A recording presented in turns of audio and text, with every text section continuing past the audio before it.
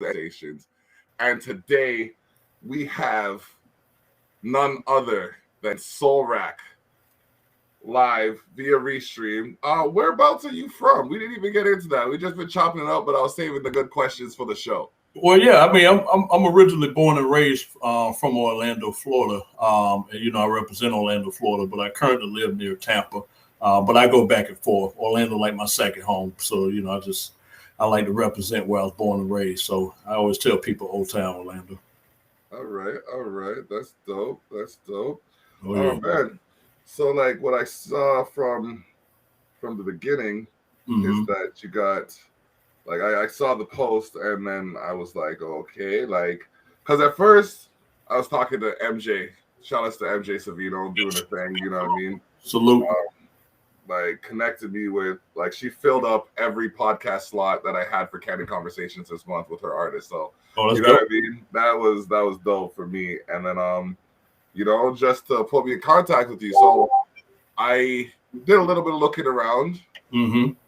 Then I was like, okay. And then I saw the post. I was like, oh shit, this guy's doing this. This guy's like topping charts and like, yeah, no, and all of this stuff. So I don't have the exact list, but give them an idea of what you're doing because like there's a few marks that you're making right now that need to be addressed. Oh yeah. We Belly the Beast, one of the songs that I did with Craig G and VBS Verbal. It was the top song played on number one for the college radio stations. Out of 30 songs, it was number one. So, that was a blessing just to have that, and it's just doing good internationally. That's where I'm really building my fan base overseas. And so it's just, I'm just making some headways, and I'm just excited about more opportunities that's coming my way. And thank you for allowing me to be on the 110th episode of Candid Conversations. So I'm glad to be here to celebrate that moment with you, that milestone. Yes, I appreciate love of you because you know what? I talked to not Stevie Dread. Well, I did talk to Stevie Dread today, but I talked to Lizzie Dread, and he said there's too much hate in the world, so we need to appreciate love each other.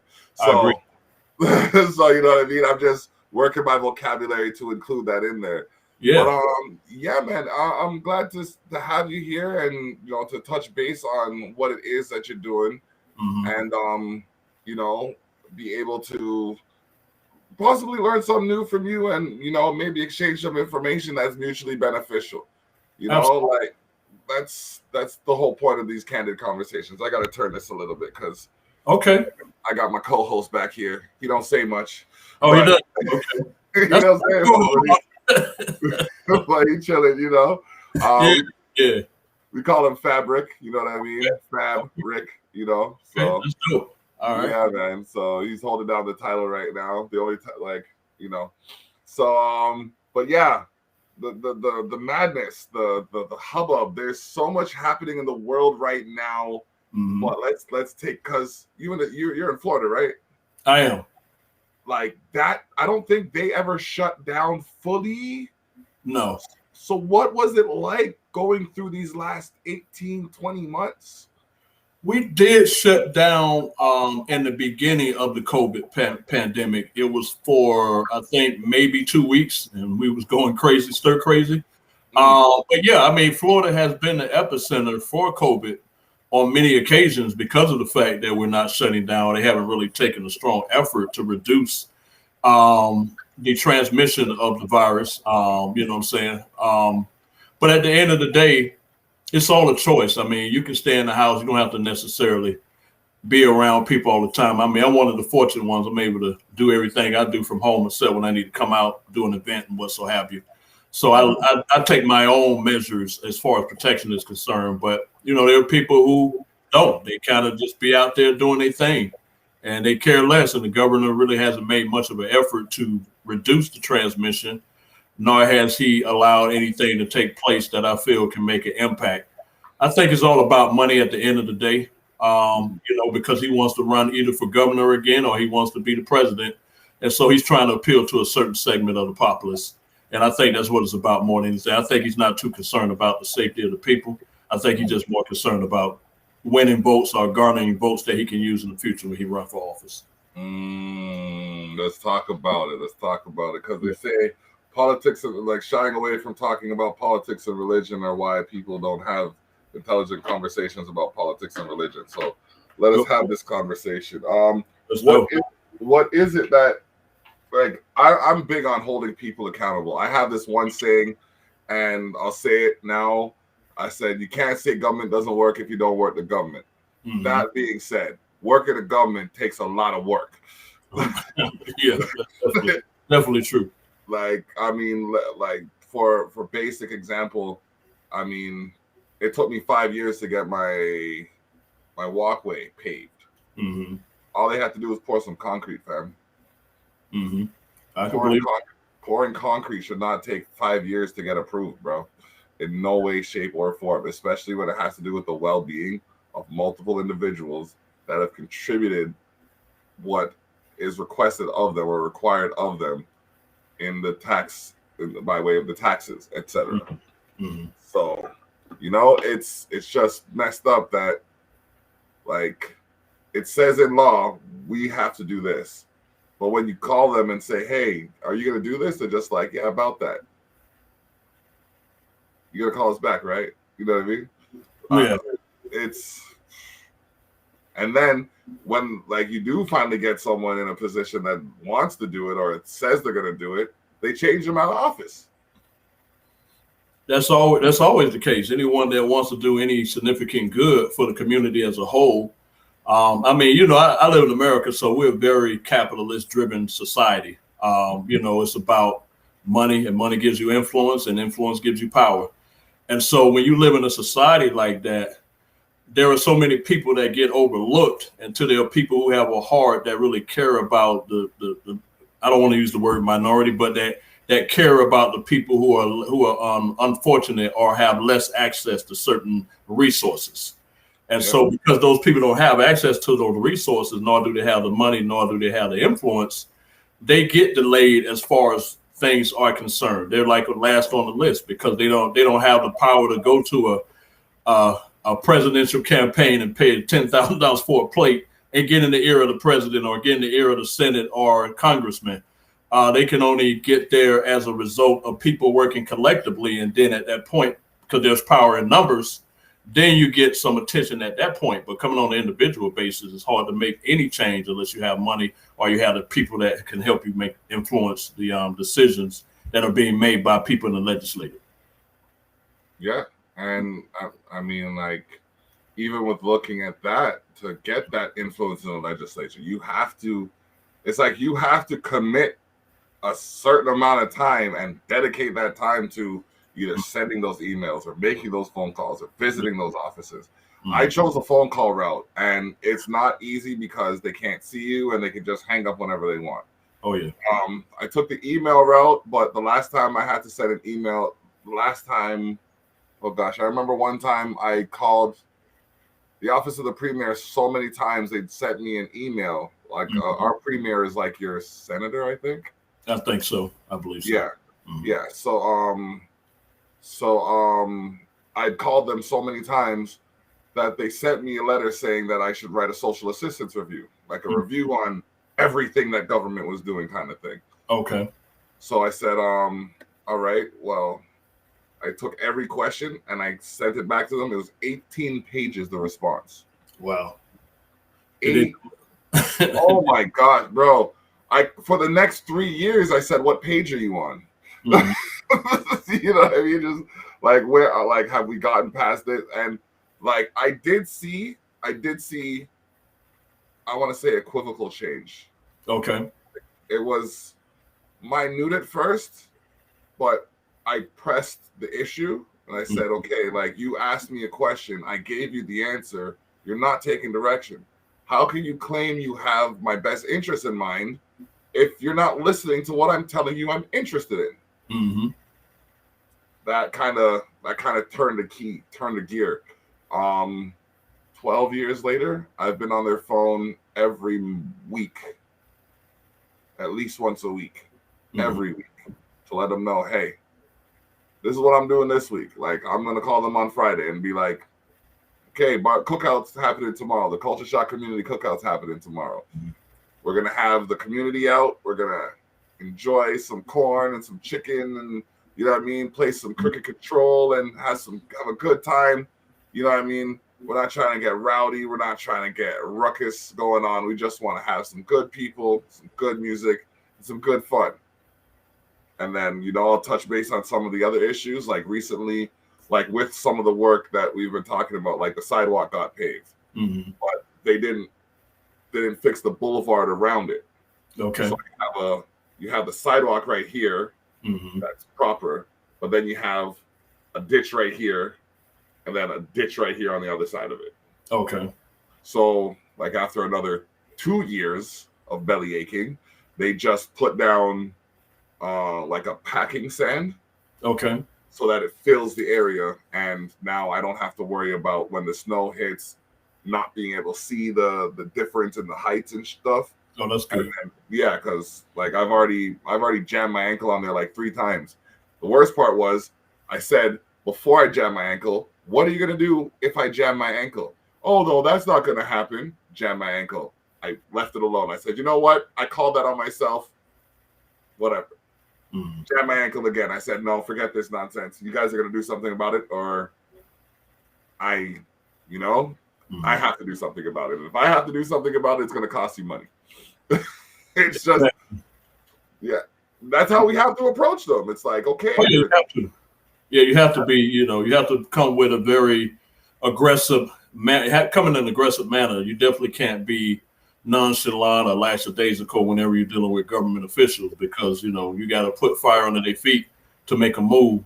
And like I say, it's also you got to be consistent. You got to keep doing it until you pretty much burn yourself out, basically. And you have to do it in numbers. Numbers make a difference. If it's a collection of people doing it, or if you have the passion on your own, you can do it. Whatever method we need to take to get things to happen is worth it in the long run, because at the end of the day, it's all about making change for you and for the future. Yes, indeed. And it's like, it's our responsibility even sometimes. And I don't think enough people are taking it seriously, because like, oh, whatever, it's government. They take their own time. But when I saw that we can make a change, and yeah, you're right. It takes a body of people to do it, or like a mass of time to make it happen. But once you decide that you can do it and you see the change, it becomes like it's almost like a thrill seeking then, because it's like, oh, well, I made that change. I wonder if I can make this change. And it just starts to spiral into, like, for me anyways, it just spiraled into this fascination with law and legislation and how to change things for the better based on what I had access to. So, yeah. I think that's what caused a lot of people to be passionate about something. And usually it may be based on a experience that they had, whether it was in childhood as an adult, or something that they experienced through the eyes of another person, and they became passionate about it. You think about some of the people who are prominent people in the civil rights movement. Something happened that triggered them. You know what I'm saying? Different things happen in life that triggers you, that motivates you to be able to be driven to a certain point to make change. Some of us, we have parents that nurture that in us, or some of us, we just do it based on environment, based on what we experience in life, and then that becomes the motivation. But at the end of the day, the ends always justify the means. So always. Yeah. And there's no problem without a solution. Exactly. So if you can see that, like, I had to check myself one time. I was just like, all right, you're doing a lot of complaining, brother, and I don't see you really focusing on a solution here. Maybe you should take some time to think about a solution to your problem instead of just complaining about the problem as it is. You know what I mean? So, and then I just, like, something came over me, bro, and it's just, like I said, the lengths I've gone to, and it's not just politicians or government, it's corporations and all of that stuff too. Like we are, like, and I'm going to speak on culture for a minute. Okay. We are the most, like, people have us documented as spending the most amount of money, and what are we getting out of it? Like, if you look at some of these other cultures, they don't spend anything unless they're getting something back for it mm-hmm. on top of what they're buying. Mm-hmm. You know what I mean? Mm-hmm. And like, I know myself, I've been a spendthrift, just, oh yeah, boom, oh yeah, boom. Mm-hmm. But like, what are we, like, how can we change that in a way that actually positively affects us and those we care about? Well, I think one of the things we can do, we have to learn how to invest. I think Jay-Z said it best in his song Story of OJ. He was talking about how you can buy assets and it appreciate over time versus something that depreciates over time. So we have to learn the value of investment and not just talk about it, but do it. One of the ways that we can increase our capital or close the generational wealth gap is that we support businesses that support us. Businesses that's willing to reinvest back into the community versus just going and buy. Because, I don't, I'm not against anybody buying Gucci or Fendi or any of these high price items and buying them from those markets. But how many of them really contribute back to the community? How many of them have really made an effort to bring awareness to social issues other than when they get caught? You know what I'm saying? And that's the thing. And they wait till they get caught. It's just like, oh, I didn't say that. What we really meant was. Exactly. The whole thing. Yeah, like Gucci, for example, they had the sweater that resembled blackface. And then after that, they hired Dapper Dan to become a designer. I'm sure he wouldn't have had that opportunity prior to that. But that's one of the things that can bring about change is that we challenge them to invest back into us because our capital do make a difference. I think we're learning the value of our capital because most of the time we're just, spending money and not reinvesting it in Black communities. We're not investing it into businesses that contribute or bring awareness to some of the issues that we're having. Even with our ability to vote, we need to make sure that people that we vote in, regardless of what party you support what we're trying to do and where we're trying to go. Yes, indeed. It's true. And like, you can only tell somebody so many times before, you get tired of talking. Exactly. Exactly. But I think there's some change coming around. I think part of this is, like, before COVID, I think, and correct me if I'm wrong, the world looked like it was coming together. Like, it was just, like, it was right here. Mm-hmm. And all we had to do was just close our hands like this. And then COVID just said, nah, fuck all of that shit. Just forget all that noise. You going over there, you going over there. You get, you know what I mean? It's like, holy snap, bro. And like, now up here, we're on our fourth wave? I believe so. I don't even know where we are. I know it's been like, it seems like it's been a constant wave. And the wave never stopped. That's what they just in the stadium. Yeah, it just seemed like it kept coming. So I don't even know. We might be on the 7th. I'm not even sure where we are right now with the waves. But yeah, it's definitely ongoing. But yeah, I think that through the power of the internet has been good and bad. It's been good because it created opportunities for people to connect. Like, for example, you and I connected through the power of the internet. Yes, and it also gave people an opportunity to hide in their groups and get into their social structures that benefit them because they're not challenged to talk to people that look different than them, talk different than them, feel differently than them.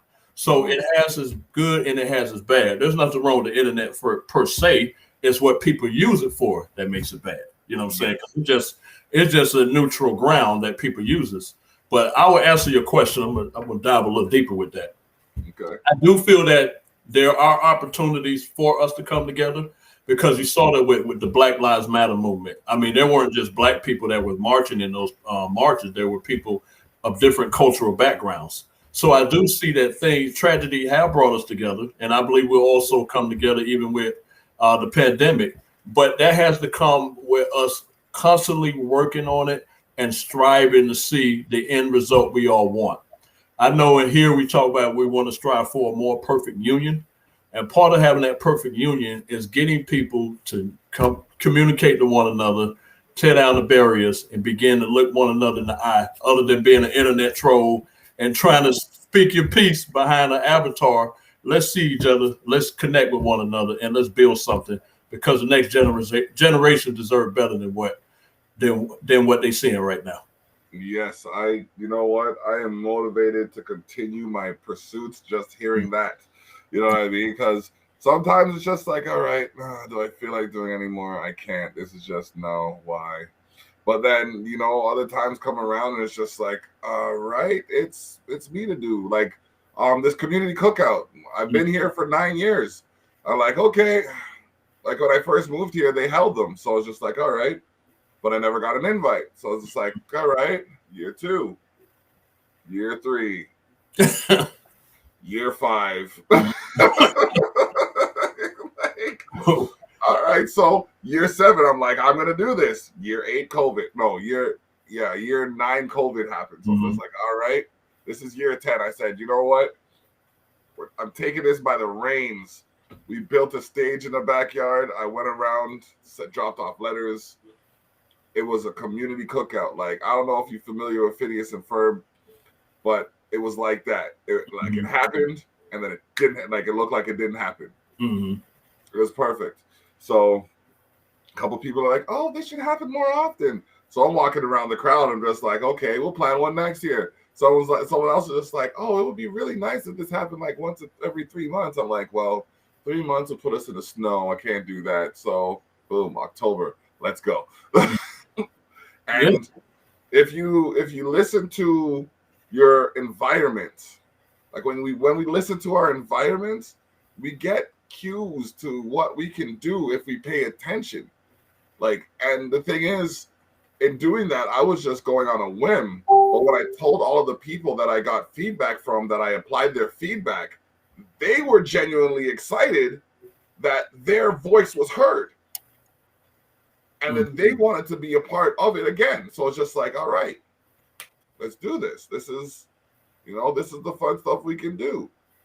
Because you're right, everybody is in their section or their group. And except for the people trying to put on events like this, there's a few other events happening out here like this that I didn't hear about until after I said I was doing my event. But that's just the Terrell effect. It always seems to happen that way, doesn't it? I'm telling you, I'm looking around. What's going to happen? What's going on? Is there anything happening? Okay, nothing's going on. I'm going to make something happen. And then all of a sudden it's like, oh, well, I'm going to make something happen too. Oh, well, I can make something happen better than you. Why do you have to be better than me? Why couldn't you have started before me? You know, that's how it happens. Yeah, so I take it with a grain of salt and look at the fact that I couldn't house everybody anyways. So, you know, I'm not going to argue over crumbs when I'm baking a cake. That's true. You know what I mean? That's true. And too many of us are like fighting over crumbs. Like, why? Oh, man. Yeah, I never understood that. That's something like I try to talk to artists. I say, let's all work together. Let's support, one another. So that way we can be able to have influence because you're dealing with the major labels and they're the ones that control the radio stations. They're controlling, different platforms that we're all trying to gain access to or have influence on. And they can do it because we're trying to fight over the crumbs. We're trying to, I got more Spotify views than you and this and that. At the end of the day, what matters is that you're making money for what you're doing and that you're able to live off the art. That's eventually the end game, I feel, that artists will strive after. But we're fighting too much over the small things when we could come together and go after the bigger things. So it's like if you have the eggs and I have the flour and he has the water and he has the milk and he has the oil and she has the pan and she has the oven, let's just make a cake, bro. Exactly. Like, why are you throwing your eggs at me because you have enough eggs to waste? Like, bro, I only have so much flour. I can't even pinch it and fling it in your direction, bro. What's going on? I only have enough to do this. So, like, you can keep throwing those eggs because you have them, but you're not gonna make a cake throwing eggs. It's just that's the point. Knowing the value that we have as individuals, but knowing how powerful we can be if we come together and what type of impact we can make over the long run if we just choose to share our resources and we'll be able to make more of an impact that way versus trying to do it on an individual level or basis. Yeah, I have weekly meetings with Lushy, Team Action we call them. We call it Lushy Bantan, A. Smith, Jennifer Cheshire, Stevie Dredd, Greg pops in from time to time, and myself, and we go over literally we started the meeting at 1:30 and I didn't finish until like 5. Oh wow, okay. And that was the thing. Like it's such positive energy with us all working on the same common goal. And you know what I mean? Like I said, one has the eggs, one has the oil, one has the water, one has the pan, one has the oven, and we all come together and we make the project happen. I'm trying to, I want to say, influence other people to, you know what I mean, look within their networks and establish teams like that so they can, you know, start to build within their circle and then stretch further and then continue until they're reaching out to the people that need to hear their content or what have you. Mm-hmm. It's just not everybody, like it's the whole leading a horse to water thing. Yeah. You know what I mean? It's like more people are catching on, but I think like we're still in a situation where people don't want to be told what to do. Correct me if I'm wrong.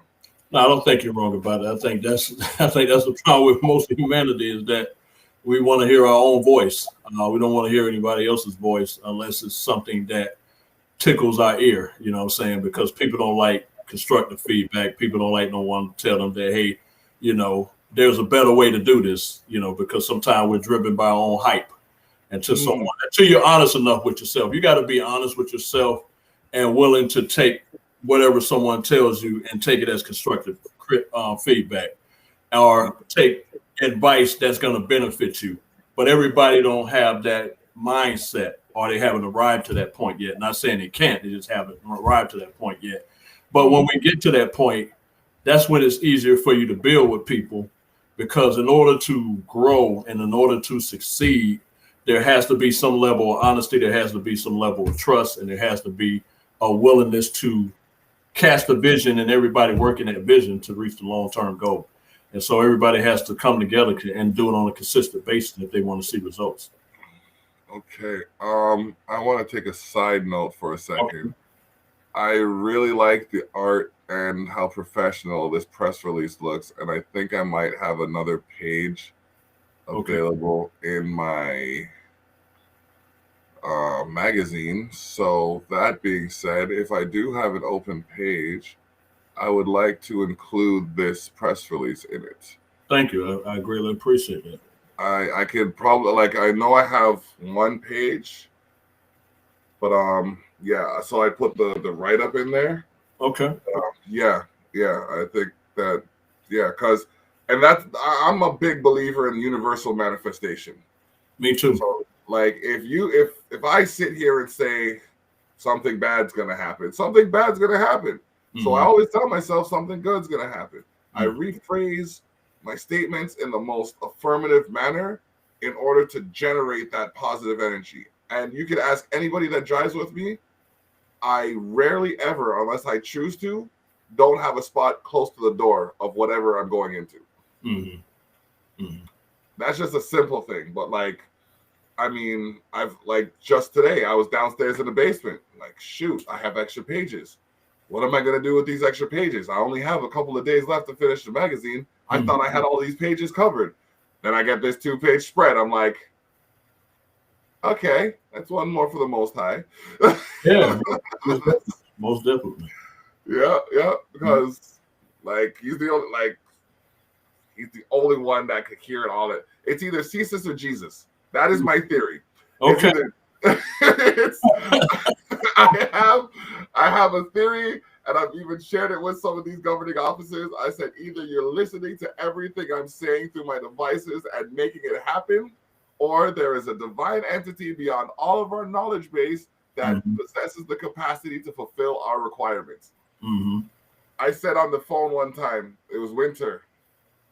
I'm on the phone with the office of the premier again. I'm just like, okay, I got to go on the road, and it's out there, and I don't even like driving through snow. So anyway, you can send a plow to, clear the way for me. they laughed. Mm-hmm. I only said it as a joke, you know what I mean? Because they're like, is there anything else you want? Because I ran down a laundry list of things that needed to be addressed.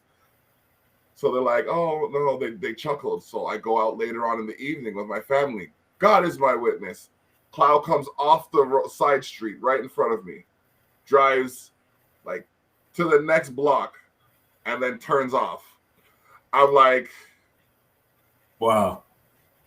I was amazed, bro. Yeah. Because it's like, okay, now did it happen because I said or because I asked for it to happen? Did they actually send someone to do it? Is it a coincidence? Even if it's a coincidence, it's two things happening at the same time. Mm-hmm. So how did this happen? And if you, like my mom said, if you take too much time to think about any one thing, you'll drive yourself mad. So make a lot of sense. Mom gave you some good wisdom. Yes, sir. Yes, sir. Shout out to the mom juice, because like I said, there's times where I take on more than I should, and she's just like, David, how do you eat an elephant? And me and my sarcastic self, Mom, I don't like elephants. It's leathery. It's tough. I don't like the texture. Come on now. And she's like, you know what I'm asking. So it's like one bite at a time. You know what I mean? So any tall task, if you take it one step at a time, it's not as daunting. I totally agree with you on that part. So, yeah, I agree. Because one of my things now that I'm working on is building an international connection, working with producers in different countries, and build relationships with people in those countries. That way, we create a network of creatives, and that way everybody work together cohesively to support one another, whether it be through music, or whether it be through contacts, resources, whatsoever have you. That's one of the things that I'm looking to do. I'm already part of one organization called DSR, which is a collection of artists worldwide. But I'm also looking to do something under the brand that I'm working with now, Preserving the Culture, which is like preserving the legacy of hip hop, but also connecting with people from on a global scale. So just building one person at a time, one country at a time, one artist or one producer at a time till we reach our goal. All right, that's a good goal. And if you want to include me in that network, by all means, I am open to, you know what I mean, providing whatever help or service I can. All right, where possible. You know, it's like I do this not because I want to sit atop a mountain and look down on people. I do this because I genuinely have interest in seeing people in a good place. And if I can help them get there, then I will. I've never told anyone I could make them rich or famous, but I'll tell everyone I can save them time and money. Okay, well, that works for me. But I'll definitely reach out to you for sure. All right. That's a good thing. Somebody can save you time and money. That's worth its weight in gold. You know, and like it's just what it is. So you know what I mean? And I have like my wife/manager. She's just a phenom. We were nominated for, I say we, but I give her all the credit. We were nominated for Promoter of the Year last year for the Niagara Music Awards. So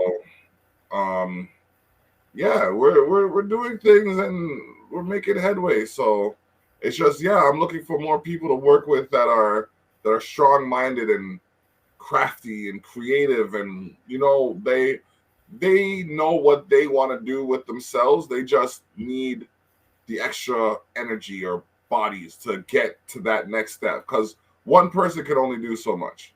I agree.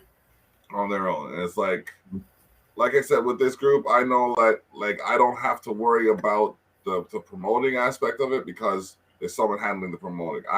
I handle the grit, the problem solving, you know what I mean, the solutions, and like creating new ideas and stuff. Like we all create ideas, but like I'm the guy that has to sift through it and make them all work, deal with the logistics, and you know, kind of see what can from what can't, and then we all, you know, bounce our ideas off each other and make it work. It's just, it's awesome to find like-minded people that you can actually jive with and like get work done, but it not seem like working. Like I said, it was just a fluid conversation for the better part of 3 hours, but we got work done in the process. Like I updated his website, I changed some of the images on there, I sent them all emails with the new merch, I gave them links to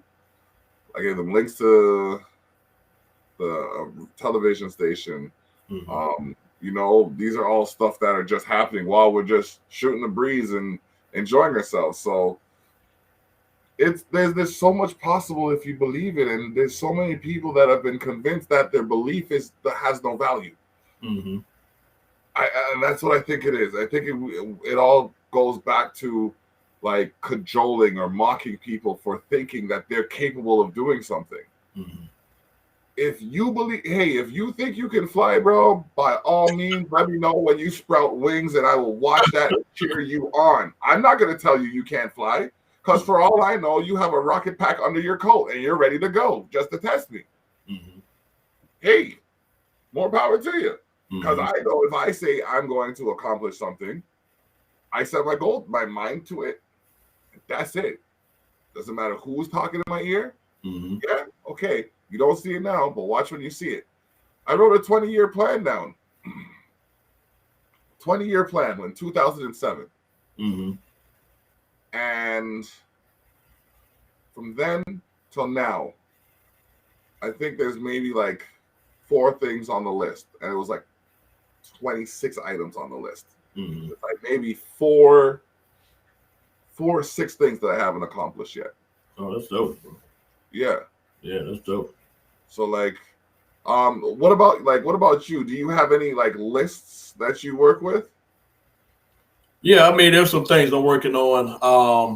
I'm doing them in phases. The first thing, I already started my label, so I did that. That was one thing I wanted to do. But making the label international, where we have people we have a group in France that's working with the label. And then basically right now, my immediate goals is just to create a music catalog. And then after that, do a Preserve the Culture tour where we're going to travel abroad and, talk about the culture and give independent artists for the most part, an opportunity to be exposed and heard through the platform that we build, but also preserve the legacy of hip hop, like beatboxing, breakdance, and all of the elements. That's one phase. The other phase is to do a podcast under the Preserve the Culture banner. That's just 2 of the phases that I have right now. And eventually, when all of that's said and done, I would like to do some college tours and do some things of that nature. So there's a lot of things that I have planned and structured to do. It's just all about implementation at this point, but I'm doing them in phases as we speak. But right now, the goal is just to get the music catalog tight and right. And then after that, venture out into the other avenues that I created. All right. Yeah. That is a very well structured plan. I find there's times where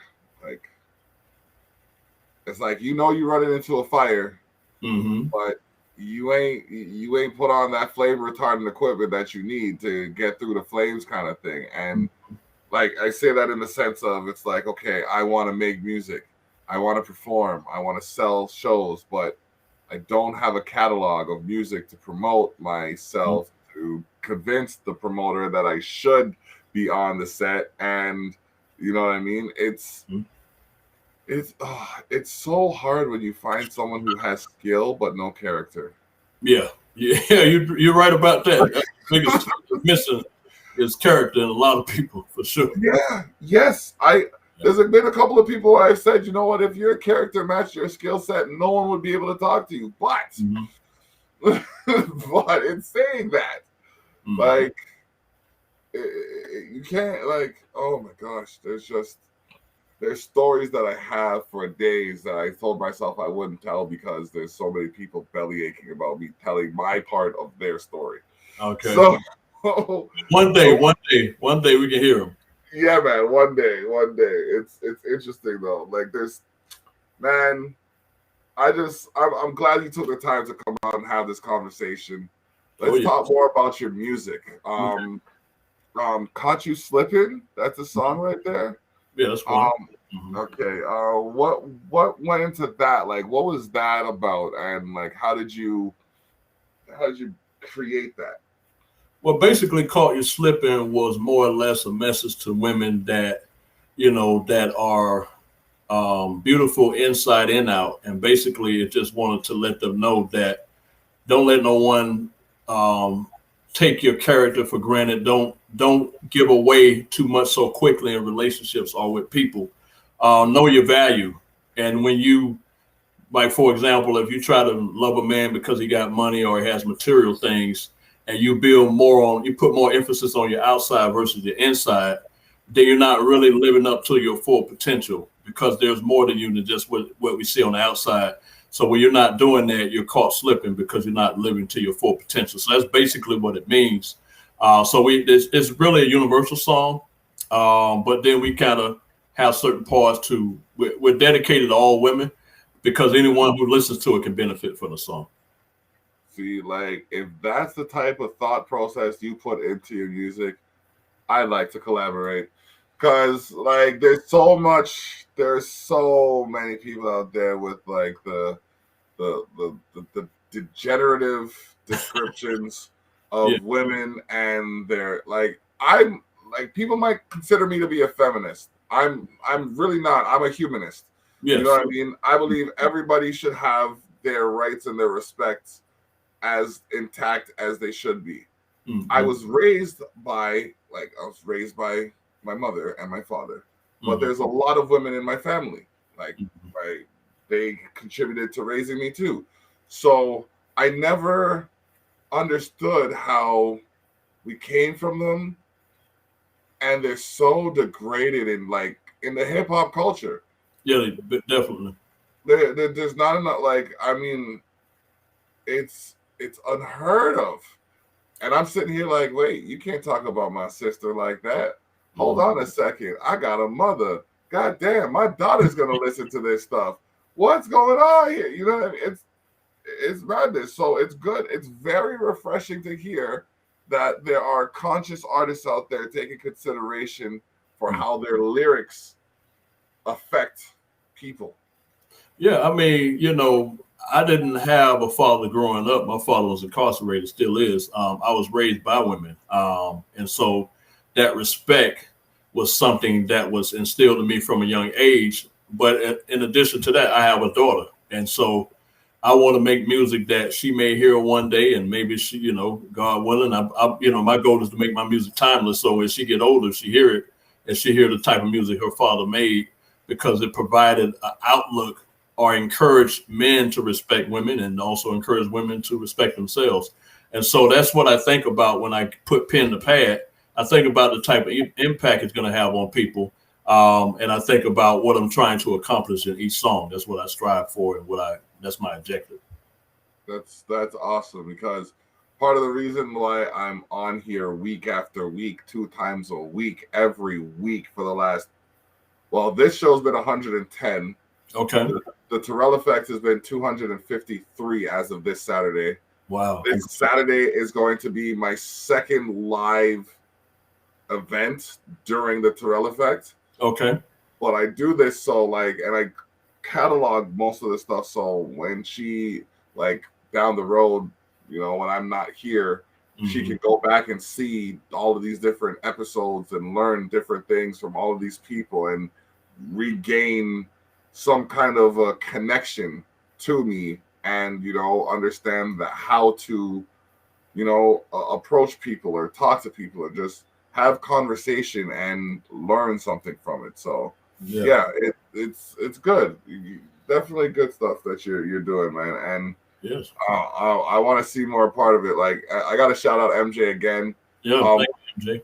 Yeah, I also got to shout out Private Name, Private Number, because he helped me create this show a while back, actually. Okay. He suggested that I do a show that visited the artist outside of their art. Mm-hmm. Talk about things that they talk about other than their music or what have you. Mm-hmm. And so far, I mean, it's been a good run. I've gained a lot of knowledge going into situations where, I sometimes am walking blind, but here's where I flip the script, because I know you said you have a time. Before we head out, I wanted to know if there's any questions that you might have for me.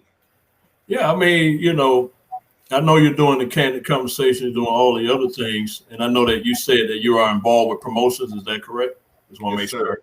So if artists, independent artists, are looking to get promotion, because that's one of the things that we challenge with, considering that we have so much responsibilities. How can they capitalize off the services that you offer, or do you provide an avenue that they can take so that way they can be able to get their music to the next level, rather? Well, I do provide managerial services, and I do work with a few artists that I'm helping like get branding and elevated to the next level, so to speak. I can put my link up here. You could contact me at info@sharetheshock.ca.